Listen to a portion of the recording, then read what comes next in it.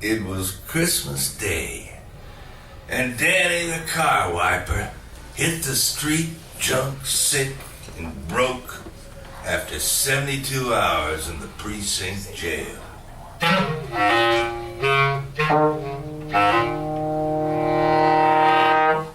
It was a clear, bright day, but there was no warmth in the sun.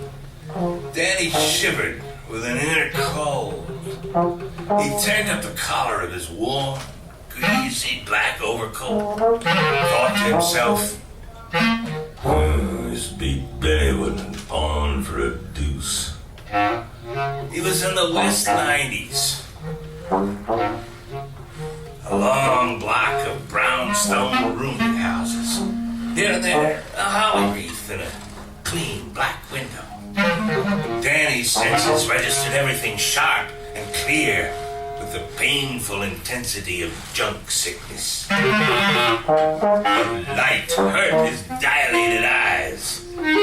He walked past a car, darting his pale blue eyes sideways in quick appraisal. There was a package on the seat, and one of the ventilator windows was unlocked. Danny walked on 10 feet, no one in sight. He snapped his fingers and went through a pantomime of remembering something and wheeled around. No one. A bad setup. The street being empty like this, I stand out conspicuous. I gotta make it fast. He reached for the ventilator window. A door opened behind him. Danny whipped out a rag and began polishing the car windows. He could feel the man standing behind him. What are you doing? Danny turned, as if surprised. Just thought your car windows needed polishing, mister. The man had a frog face and a deep South accent. He was wearing a camel's hair overcoat. My car don't need polishing, or nothing stole out of it neither. Danny slid sideways as the man grabbed for him. I wasn't looking to steal nothing, mister. I'm from the South, too, Florida. Goddamn sneaking thief! Danny walked away fast and turned a corner. Better get out of this neighborhood. That hitch is likely to call the law.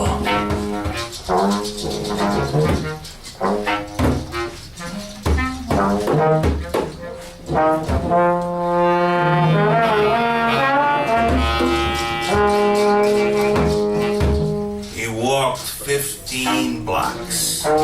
Sweat ran down his body. There was an ache in his lungs. His lips drew back off his yellow teeth in a snarl of desperation. I've got to score somehow. If I had some decent clothes. Danny saw a suitcase standing in a doorway. In leather. He stopped and pretended to look for a cigarette. Funny, no one around. Maybe inside, phoning for a cab. The corner was only a few houses away. And he took a deep breath and picked up the suitcase. He made the corner. Another block. Another corner. Case was heavy. I got a score here, all right. Maybe enough for a 16th and a room. Danny shivered and twitched, feeling the warm room and heroin emptying into his veins. All right, let's have a quick look here. He stepped into Morningside Park. No one around. Jesus. I never saw the town this empty. He opened the suitcase. 2 long packages in brown wrapping paper. He took one out. It felt like meat. He tore the package open at one end, revealing a woman's naked foot. The toenails were painted with purple-red polish.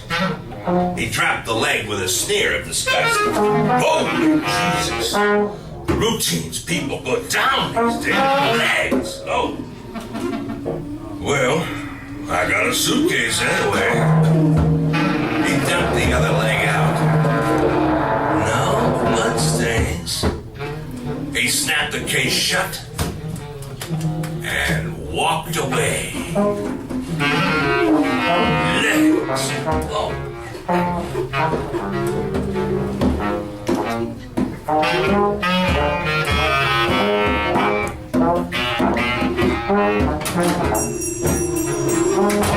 He found the buyer sitting at a table in Harrow's cafeteria. Danny set the case down. Thought you might be taking the day off. The buyer shook his head sadly. Hey, I got nobody. So what's Christmas to me?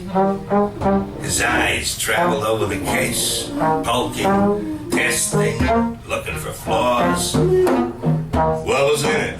Nothing. What's the matter? I don't pay enough? I tell you, there wasn't nothing in it. Okay. So somebody travels with an empty suitcase. Okay. He held up 3 fingers. For Christ's sake, Gimpy, give me a nickel. You got somebody else. Why don't he give you a nickel? It's like I say, the case was empty. Gimpy kicked the case, kicked at it disparagingly. It's kind of nicked up and dirty looking. He sniffed suspiciously. How come it stink like that? Mexican leather? Somebody in the leather business? Gimpy shrugged. Could be. He pulled out a roll of bills and peeled off 3 ones, dropping them on the table behind the napkin dispenser. You want? Danny picked up the money. Okay. Hey, you seen George the Greek? Where you been? He got busted 2 days ago. Oh, that's bad. Danny walked out, thinking, now, where can I score? George the Greek had lasted so long, Danny thought of him as permanent. It was a good age, too. There are no shortcuts. Danny went up to 103rd and Broadway. Nobody in Jarrows? Nobody in the automat? Yeah. All the bushes off on the nod someplace. What they care about everybody else. So long as they get in the vein, what they care about a sick junkie. He wiped his nose with one finger, looking around furtively. No use hitting those jigs in Harlem. Crackers not get beat for my money. Still it's bad boys. I'd find Matabon Rose at 8th and 23rd. There was nobody he knew in the 23rd Street Thompsons. Jesus, where is everybody? He clutched his coat collar together with one hand, looking up and down the street. There's Joey from Brooklyn. I know that hat anywhere. Joey! Hey, Joey! Joey was walking away with his back to Danny. He turned around. His face was sunken, skull-like. He had gray eyes glittered under a greasy felt hat. Joey was sniffing at regular intervals, and his eyes were watering. No use asking him. They looked at each other with the hatred of disappointment. I guess you heard about George Creek. Yeah, I heard. Yeah, you been up to 103rd? Yeah, just came from there. Nobody around. Oh, jeez. Nobody around any place. I can't even score for goofballs. Well. Merry Christmas, Joey. See you. Yeah, see you.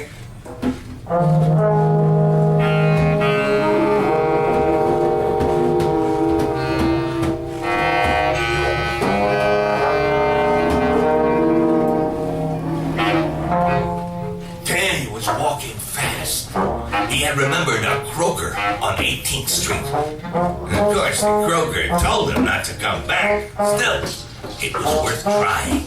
A brownstone house with a card in the window. P.H. Zuniga, M.D. Danny rang the bell. He heard slow steps. The door opened, and the doctor looked at Danny with bloodshot brown eyes. He was weaving slightly and supported his plump body against the door jamb. His face was smooth, flat, and with a red mouth, black. He said nothing. He just leaned there, looking at Danny. Goddamn alcoholic. Merry Christmas, Doctor. The doctor did not reply. You remember me, Doctor? Danny tried to edge past the doctor into the house. I'm sorry to trouble you on Christmas Day, but I've suffered another attack. Attack? Yes, facial neuralgia. Danny twisted one side of his face into a horrible grimace. The doctor recoiled slightly, and Danny pushed into the dark hallway. Better shut the door, or you'll be catching cold. Danny was jovial and shut the door with a flourish. The doctor looked at him, his eyes focusing visibly.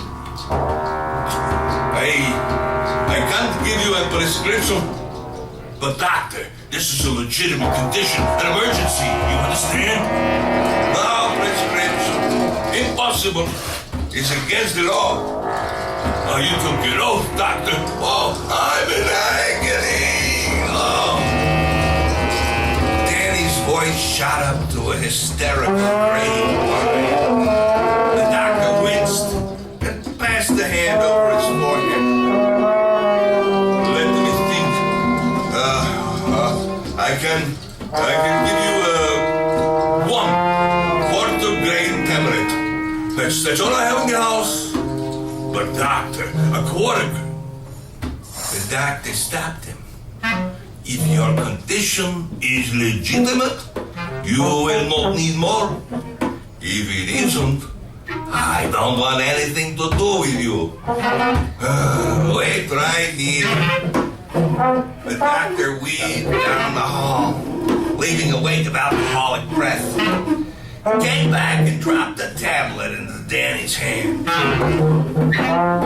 Danny wrapped the tablet in a piece of paper and tucked it away. There is no charge. The doctor put his hand on the doorknob. And now, oh my dear. But doctor, can't you inject the medication? No. You will obtain longer relief in using orally. Please, not to return. The doctor opened the door. Well, this will take the edge off. I still have to get put down in the room.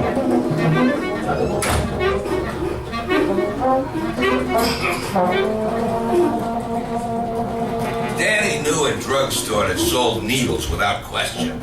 He bought a 26-gauge insulin needle and an eyedropper, which he selected carefully, rejecting models with a curved dropper or a thick end. Finally, he bought a baby pacifier to use instead of the bulb. He stopped on the automatic and stole a teaspoon. anything. Danny put down $2 on a $6 a week room in the West 40s, where he knew the landlord. He bolted the door and put his spoon, needle, and dropper on a table by the bed. He dropped the tablet into the spoon and covered it with a dropper full of water. He held a match under the spoon until the tablet dissolved. He tore a strip of paper, wet it, and wrapped it around the end of the dropper, fitting the needle over the wet paper to make an airtight connection. He dropped a piece of lint from his pocket into the spoon and sucked the liquid into the dropper through the needle, holding the needle and the lint to take up the last drop.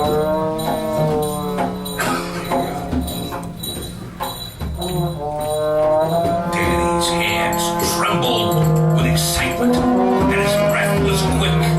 With a shot in front of him, his defenses gave way and junk sickness flooded his body.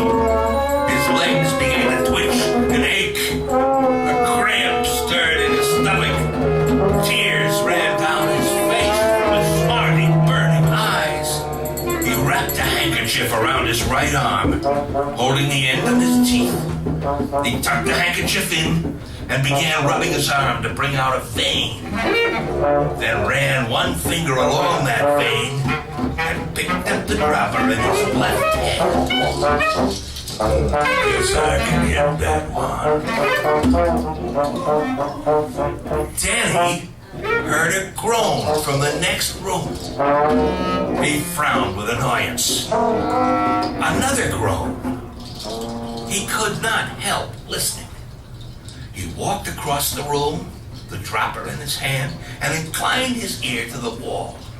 The groans were coming at regular intervals. A horrible, inhuman sound pushed out from the stomach. Danny listened for a full minute. He returned to the bed and sat down.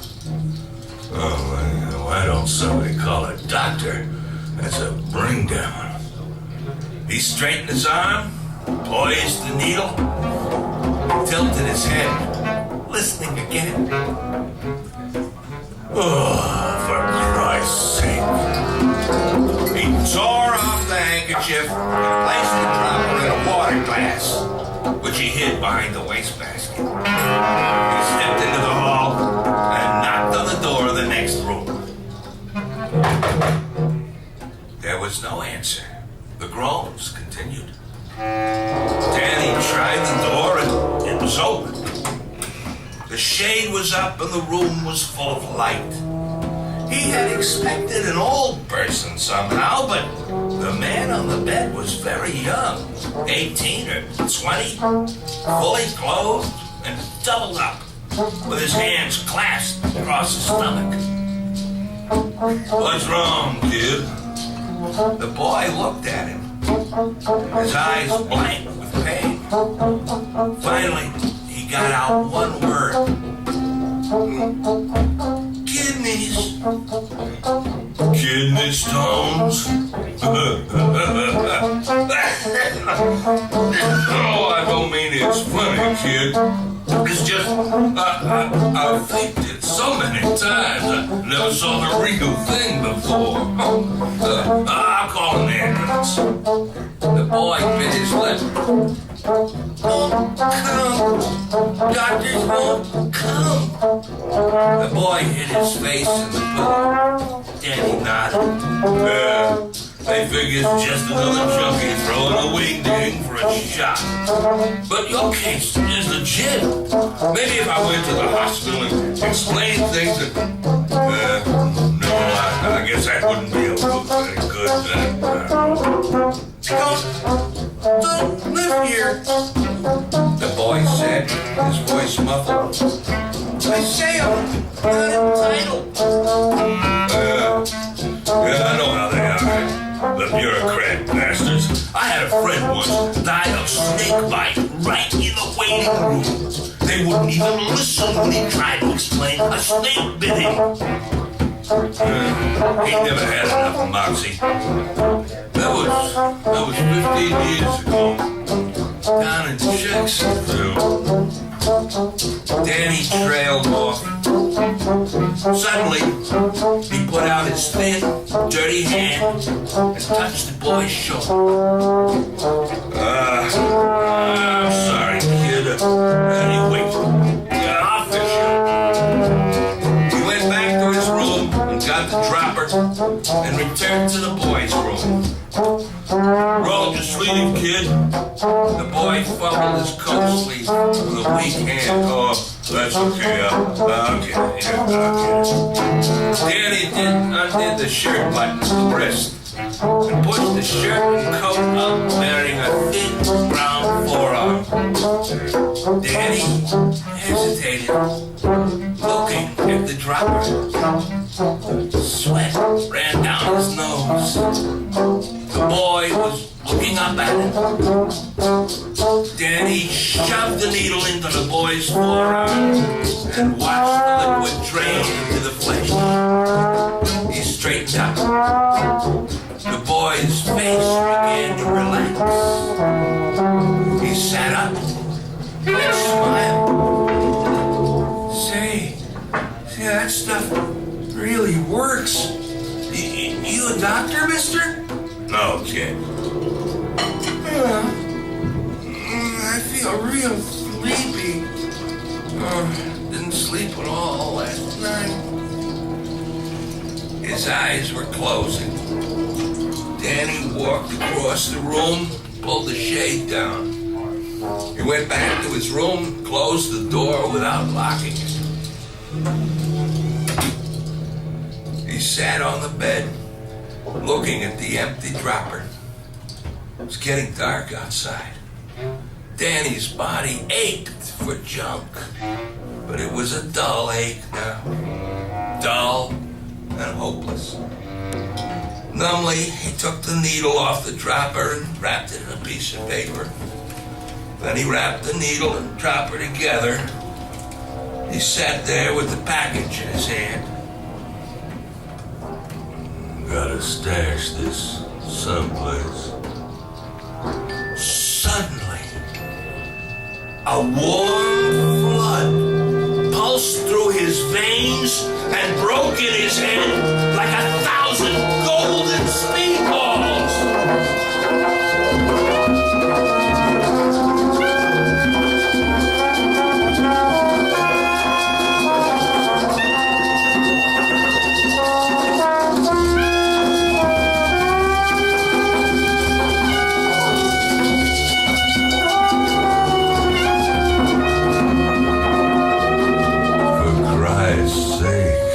I must have scored for the immaculate fix.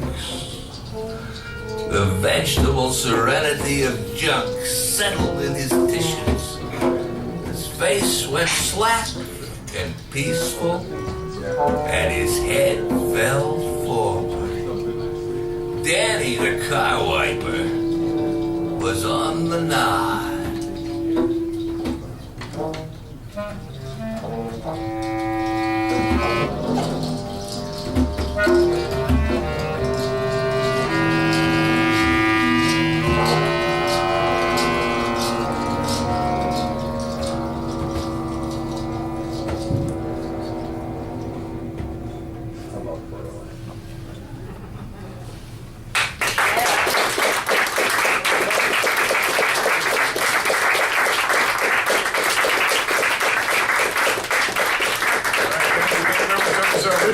On all vocals. Dwight Frizzell and his group from Gruppo from the Kansas City Art Institute ensemble. I've only met two of you tonight. I think Joey's the only one I've met tonight, so I want to thank all of you for coming and playing. I really appreciate it. And of course, my host, Tony Brewer, did sound effects and mildly adapted this side. So thanks to Sue for letting us do it, and thank you all for burning the midnight oil with us. Yeah. And thanks to Bill Lee for writing it.